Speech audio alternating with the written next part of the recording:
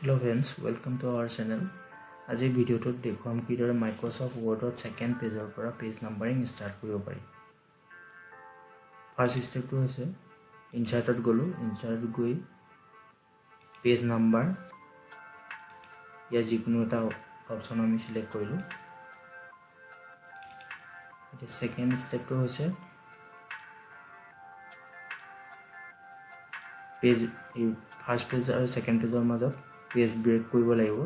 ইয়াৰ কাৰণে আমি যাব লাগিব প্ৰথমতে ফাৰ্ষ্ট পেজৰ শেষত কাৰ্সাৰডাল ৰাখি পেজ লেআউটত গ'লো, পেজ লেআউটত গৈ ব্ৰেক আৰু ইয়াত ইনচাৰ্ট সেকশন ব্ৰেক এই অপচনটো সিলেক্ট কৰিলোঁ।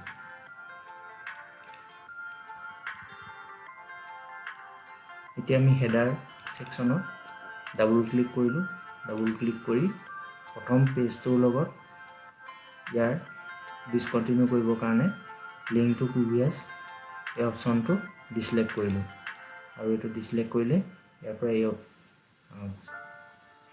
সেম এজ প্ৰিভিয়াছ এই অপচনটো হাইড হৈ যাব। আকৌ আমি সেকেন্ড পেজটোত ডাবল ক্লিক কৰিলোঁ, ইনচাৰ্টত গ'লোঁ, ইনচাৰ্টত গৈ পেজ নাম্বাৰ আকৌ এবাৰ দিলোঁ, অকে কৰিলোঁ। এতিয়া আকৌ ইনচাৰ্টত যাব লাগিব, ইয়াত যেহেতু 2 পৰা ষ্টাৰ্ট হৈছে আমি 1 পৰা আনিবলৈ হ'লে ইনচাৰ্টত গৈ আকৌ এবাৰ page number format page number আৰু ইয়াত যদি আমাক 2 পৰা লাগে বা 1 পৰা লাগে ইয়াত ষ্টাৰ্ট এট ইয়াত নাম্বাৰটো আমি এন্ট্ৰি কৰিব লাগিব। আমাক 1 পৰা লাগিব, ইয়াত 1 থাকিব, অকে কৰিলোঁ। এতিয়া ইয়াত দেখিছে 1 2 3 এনেকৈ নাম্বাৰিং হৈ গ'ল।